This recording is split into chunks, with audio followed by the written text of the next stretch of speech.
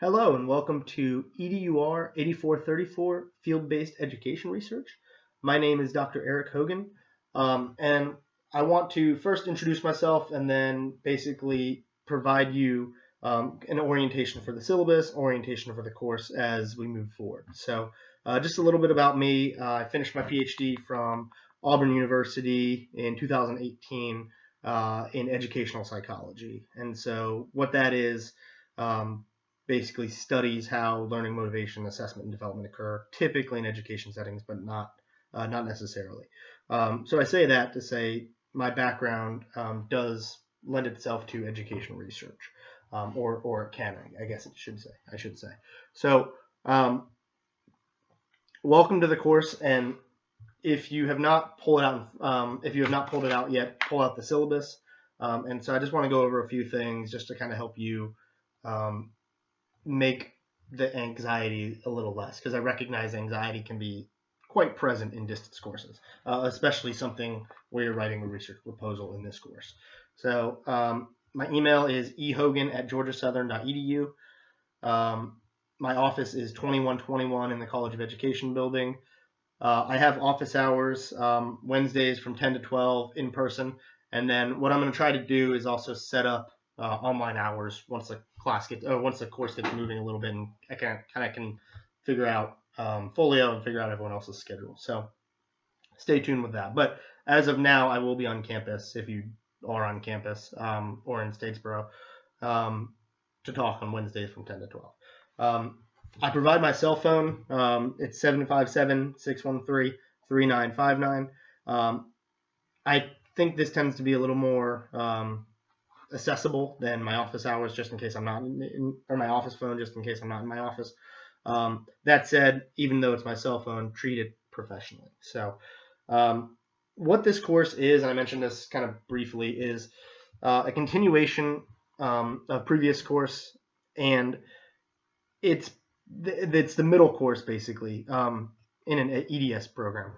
In this course, you're writing your research proposal. So you're going to start basically writing your introduction, your lit review, and your methods. And if you're ever writing a dissertation, it's your first 3 chapters. It's one of those that if we think about research, these are something that lends itself to how we pursue knowledge, regardless of any researcher. So what I want to highlight is a few things. On Folio, you'll see a few links. You'll see links to the readings. And what I'm trying to do is save you money. So I will provide you the OWL Purdue link, the COE Georgia Southern link. Number 3, Cresswell, is actually a PDF I'll post as well, so you'll have access to that. And if you don't know who John Cresswell is, learn who he is. I mean, he's probably the biggest ed researcher. So, and then there's other readings posted to Folio under modules, and so you'll see these in like the qualitative or the quantitative file, and then you can read a few things, watch some videos, and see some PowerPoints potentially as well. So the readings, let me just say, they're not required. They're highly recommended. Just highly recommended. The way I lay out the schedule, and you'll see that in a second if you haven't already turned there, but they're recommended because they lead into how you're actually writing and what steps you are writing. So like Chapter 4 in Cresswell, for instance, deals with ethics, and that's due the same day you're doing the city training. So something to, why are we doing research the way we are? So, but if you turn to, actually take a look. So I say this to say,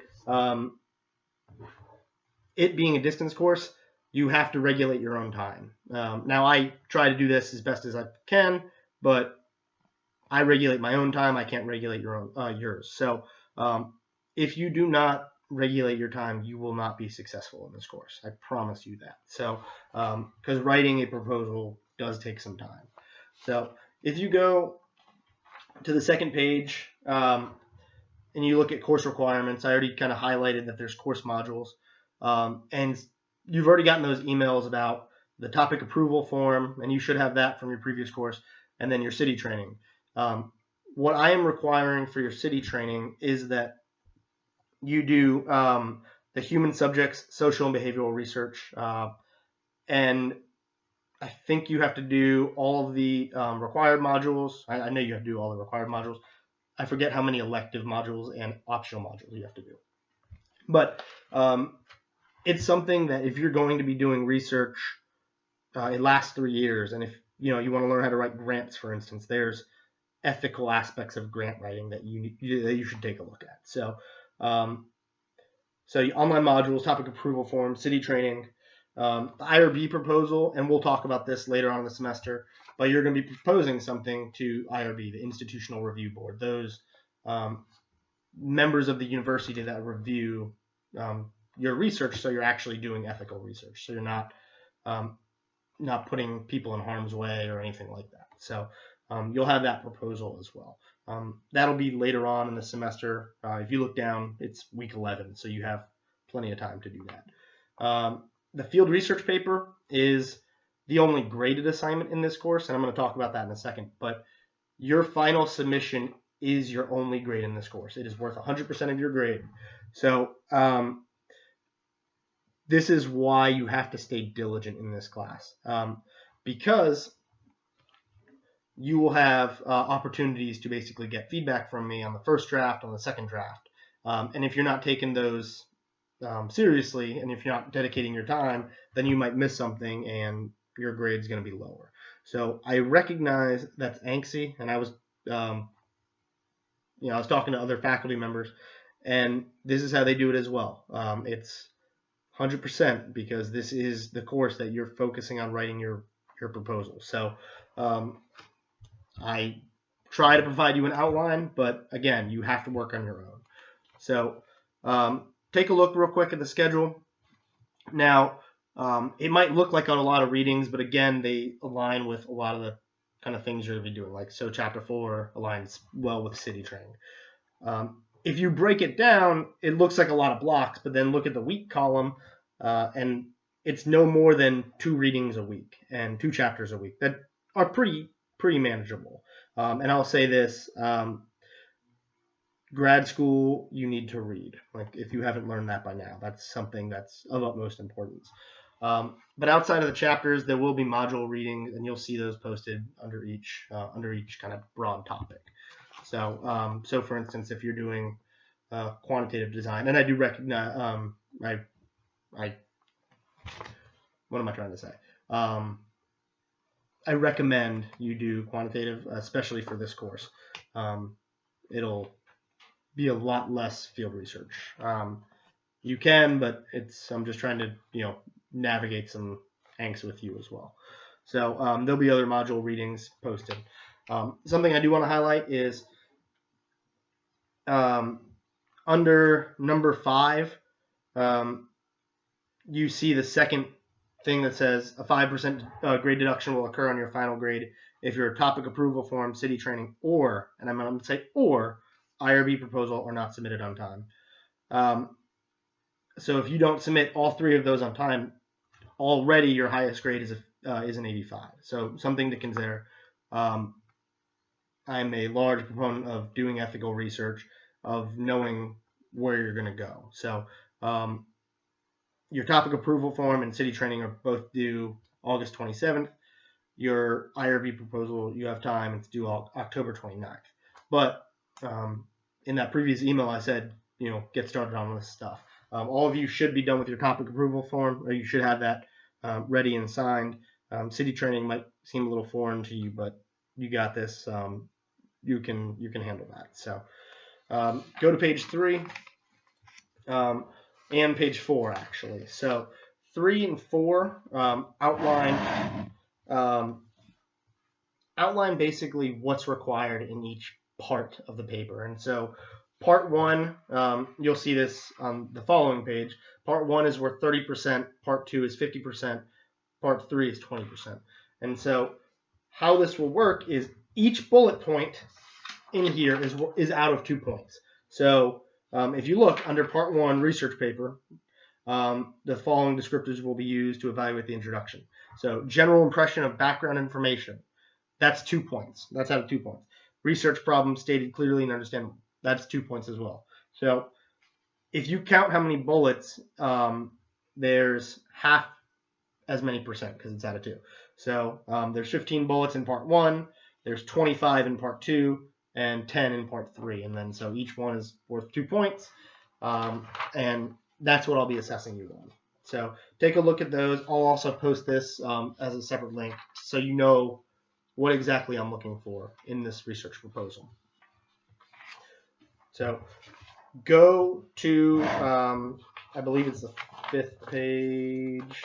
Let me count. 1, 2.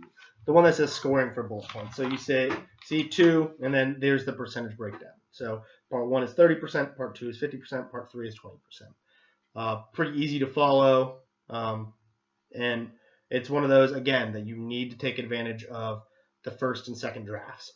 And if you don't, then, and if I find that you're wasting my time, so say, for instance, you don't do any new changes, so you submit it for feedback for the first one, the first draft, I reserve the right that if you don't even change anything and there's major revisions for the second draft, then I'm not even going to read it because you're wasting my time. So I say all that to say, I mean, I don't want you to waste my time. I want to be here as a professor for you, but I also recognize that if you're not going to put in the work, then kind of why should I? So I use that as a cautionary tale. But I also, I mean, I take this, I do want to be here. I mean, I've gone through the process, and so I can offer some insights as well. I want to be there for everyone. And so that's my job as an educator. That's my job as a researcher, making knowledge accessible to not only our field, but the public.